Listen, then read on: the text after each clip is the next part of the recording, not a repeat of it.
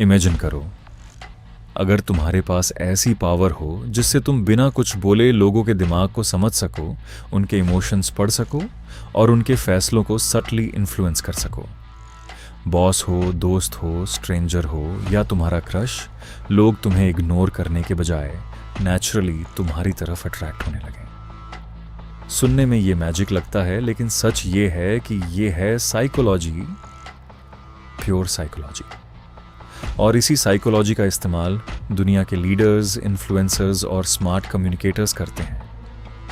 फर्क बस इतना है कि कुछ लोग इसे मैनिपुलेट करने के लिए यूज करते हैं और कुछ लोग इसे समझकर खुद को पावरफुल बनाते हैं। वेलकम टू योर चैनल दिल और दिमाग साइकोलॉजी, जहां हम दिल और दिमाग के हिडन पैटर्न्स को डिकोड करते हैं। लेकिन एक वार्निंग, ये नॉलेज तुम्हें पावरफुल बना सकता है, इसलिए इसे रिस्पॉन्सिबली इस्तेमाल करना। सबसे पहले समझो रिवर्स ट्रैप को।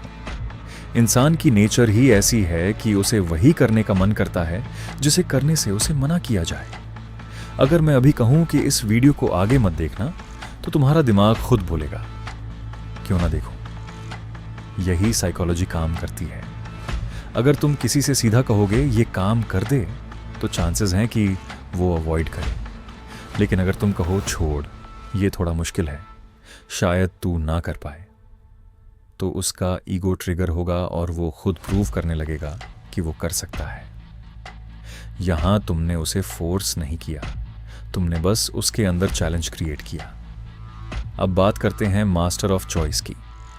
तुम्हें लगता है लोग अपनी मर्जी से डिसीजंस लेते हैं, लेकिन रियलिटी ये है कि लोग वही चूज करते हैं जो उनके सामने प्रेजेंट किया जाता है। अगर तुम किसी दोस्त से कहो चल बाहर चलते हैं, तो वो मना कर सकता है। लेकिन अगर तुम पूछो पिज्जा हट या डोमिनोज, तो अब उसका दिमाग ना के बारे में सोच ही नहीं रहा, वो सिर्फ ऑप्शन चूज कर रहा है। यही गेम है, फोर्सिंग नहीं, फ्रेमिंग का। असली पावर ऑप्शंस डिजाइन करने में है। तीसरा है गिल्ट ट्रैप। गिल्ट एक ऐसा इमोशन है जो बिना फोर्स किए किसी को झुका सकता है। अगर तुम सीधे बोलोगे तू कभी टाइम नहीं देता, तो सामने वाला डिफेंसिव हो जाएगा। लेकिन अगर तुम शांत तरीके से कहो कोई बात नहीं, शायद मैं इतना इंपॉर्टेंट नहीं हूं, तो उसके अंदर गिल्ट एक्टिवेट होगा और वो खुद कनेक्ट करने की कोशिश करेगा। यहां तुमने कुछ डिमांड नहीं किया, तुमने बस उसे रियलाइज करवाया। अब समझो इमोशनल हाईजैक। सच ये है कि इंसान ज्यादातर डिसीजंस लॉजिक से नहीं, इमोशन से लेता है।